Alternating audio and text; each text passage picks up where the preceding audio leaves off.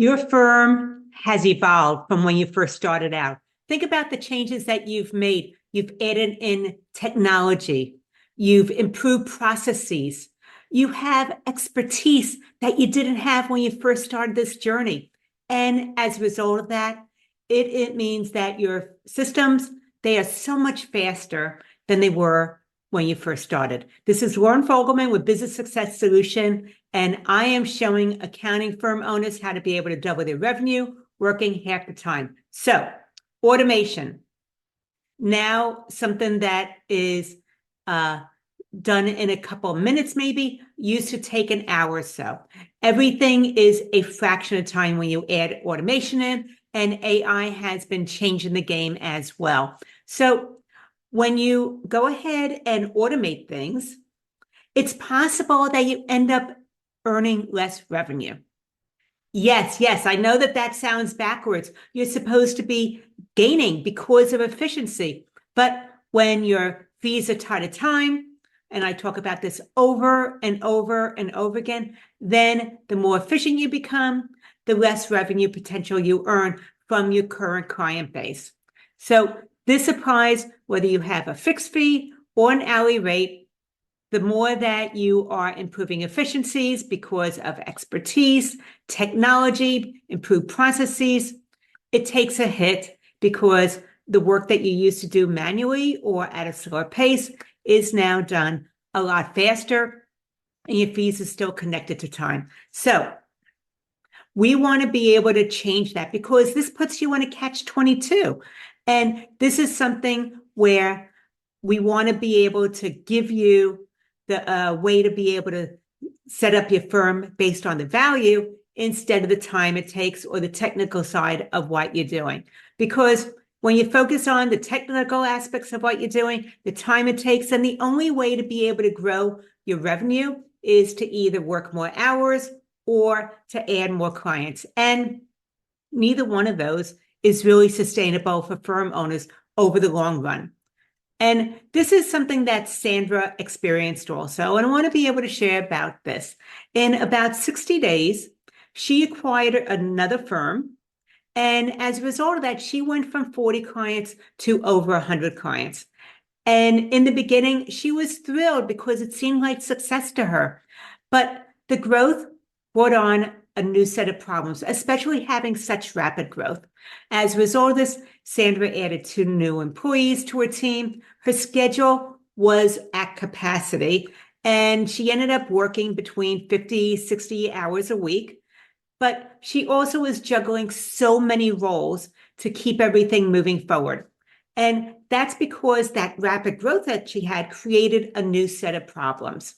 So what we had to look at was not the problem that her firm had grown, but that the structure of her firm had remained stagnant with less from when she had less clients. So once again, she went from 40 to 60 in a very short period of time, but the systems, the processes, the infrastructure remained as if she was still operating with 40 clients on her load. So the other part of it that was coming up for her now, and she couldn't ignore it any longer, is that her long-term clients that had been with her from the beginning, they were still paying the same fees that they were paying when they first onboarded with her. And of course, like so many firm owners, she thought about raising her rates. Of course, it's a very, very attractive, appealing thing to do. But as you know, she held back, she postponed because she was concerned about the pushback. And that might be something that you've experienced as well, is hesitation. So she knew that she couldn't avoid these things any longer. Something had to change in order for her to be able to continue growing her firm without it taking a toll on her or with her team also. So that led to Sandra making 3 strategic decisions. And I'm going to go ahead and share them with you first. The very first one, reviewing her client list. So Sandra, she started evaluating her clients based on 2 factors. That's it. She opened up a spreadsheet. She put all her clients on that spreadsheet. She had 2 columns. She was looking at fit and profitability. Those were the only 2 things that she was looking at. And basically, the fit was whether the client was a good fit for the firm moving forward, if they were someone that was aligned with their culture, they were someone that followed through, they were the type of relationship that Sandra wanted to have with clients moving forward with her firm. So that was the first thing that she assessed was fit. The second one, profitability. That meant looking at her client engagements and deciding, does this type of a great engagement support the firm moving forward financially? And which one maybe required a lot of time, but it had low profit margins. There wasn't the ROI that she was looking for. So once again, fit and profitability. Those were the only things that she looked at when assessing her clients. And this helped by putting it all down on a sheet, it really helped to make things so much clearer for her. Basically, she realized her firm didn't need more clients in order to be more profitable, in order to be able to grow without increasing hours or workload. What she needed to focus on more was being able to devote time and attention to her quality clients, being able to put in the type of client relationship and infrastructure that those clients wanted and would benefit from, instead of trying to tolerate everybody, all things to all people. And the other part is because she didn't need new clients at the time, she was already at capacity with potential new clients that were reaching out to her, she became selective. It was no longer an automatic yes to everybody willing to pay her fees. So potential clients who just weren't a good fit for her firm, whether it was fit or for the work that they required or something else, she just went ahead and politely declined them. That was so new to her, was turning down someone who wanted to work with her firm, but she realized that not all clients were a good fit for her firm moving forward. So by doing that, looking at focusing more on her current clients that were a good fit, better quality clients, and also not accepting all new clients that reached out to her, this improved the breathing room. It automatically led to less stress for her as well as for her team. It allowed them to offer a higher quality services. It elevated things as opposed to diminished. So yet less clients, but it was a higher quality service and it was a lot more profitable now. Okay, that was decision number one, the ideal clients, quality clients, and really focusing on those. Decision number two was packaging her services and using value pricing. So this is how she started to change the infrastructure as well with how they delivered services. This meant no longer having to bill by the hour, send out invoices, get paid in arrear. She now created packages. They were value priced, and she started getting prepaid for the service instead of having an invoice after the fact.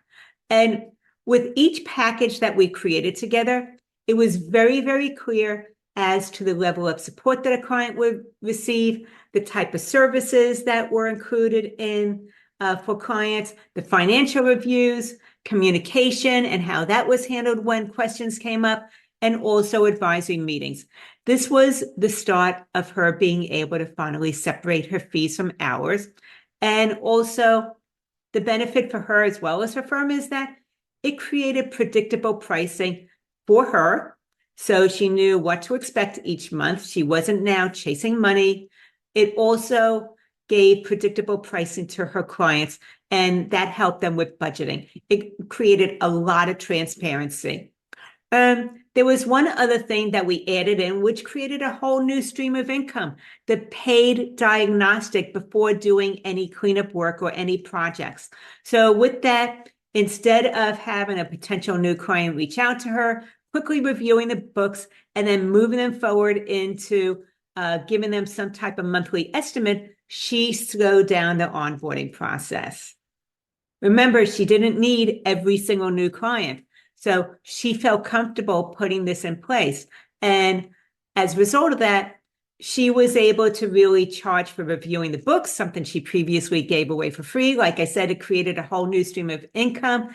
And also, it was able to give them more clarity with assessing the scope before diving into the project or before diving into a monthly recurring engagement with a client. So as a result of that, we tried it out on one client that came to her. And if she would have done it the original way of just quickly reviewing the books during the initial assessment or consultation, she probably would have quoted $800 for the project.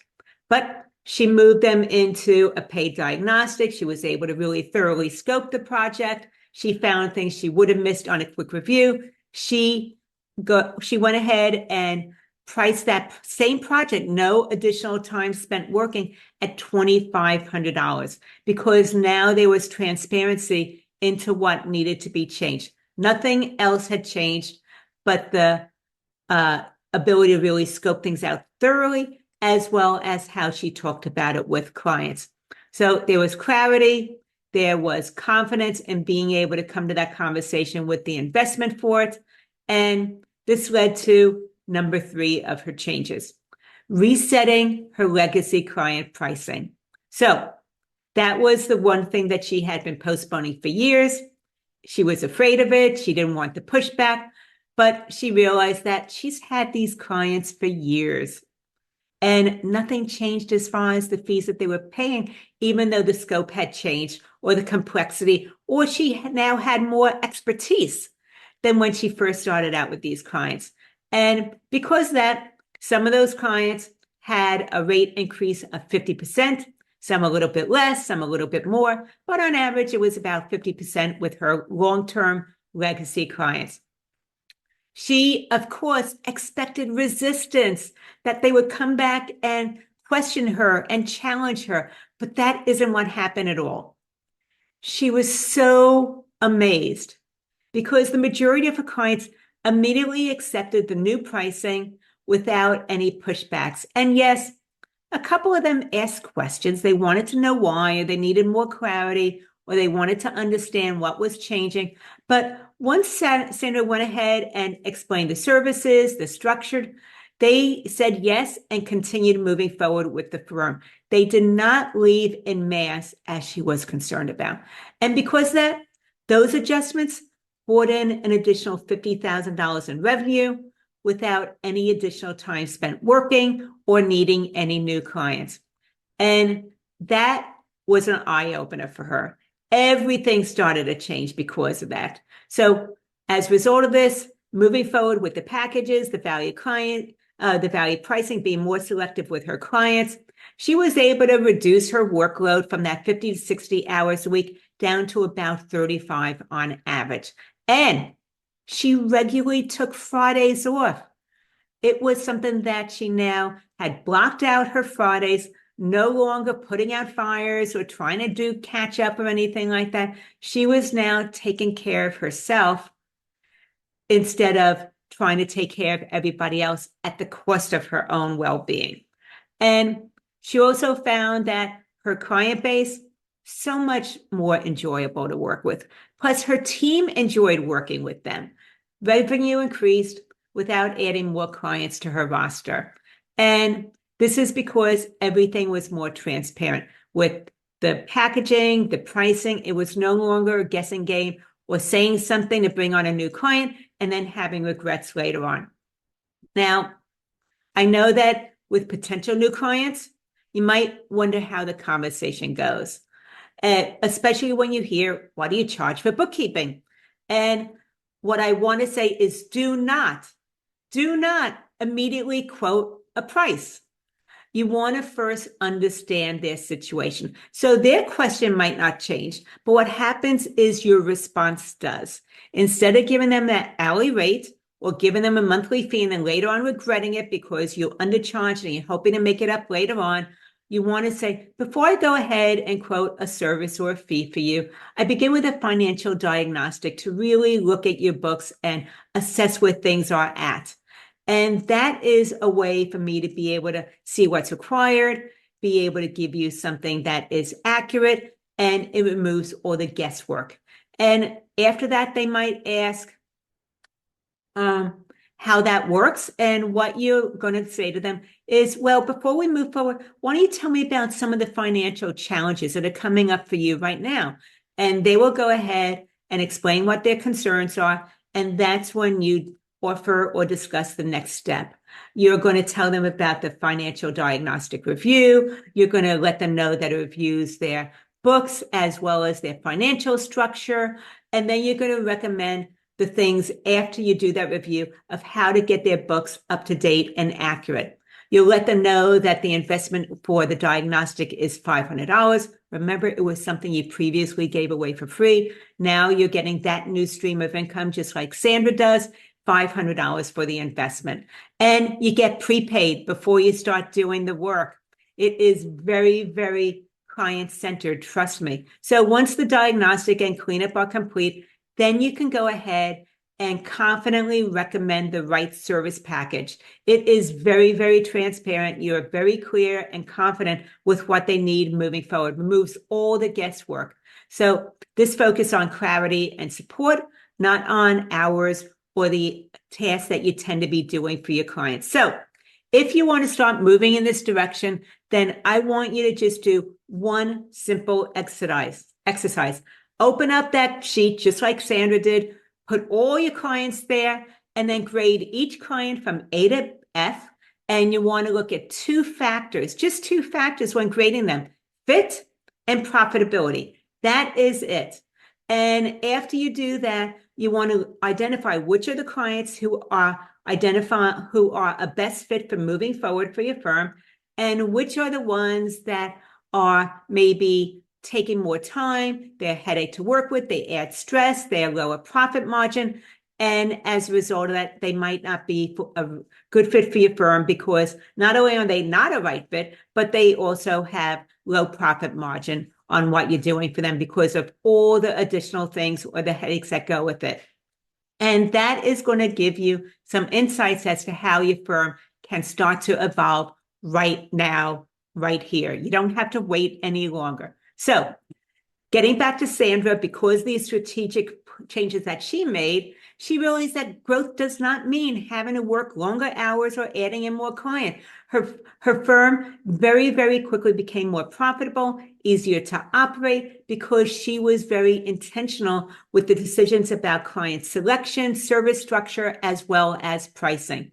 So if you're looking at your own firm, wondering where you might be undercharging, where you're undervaluing the work that you deliver, that is exactly what I help firm owners uncover. So during a strategy session, if we meet and we talk, we're going to review your current services. We're going to identify where revenue may be leaking, explore how service packages and value pricing could support the type of firm you want to build sooner rather than later. And if that interests you, then go to businesssuccesssolution.com/let's talk to get started. I'll go ahead and have that below as well in the notes. This is Lauren Fogelman with Business Success Solution, showing accounting firm owners how to be able to double their revenue working half the time.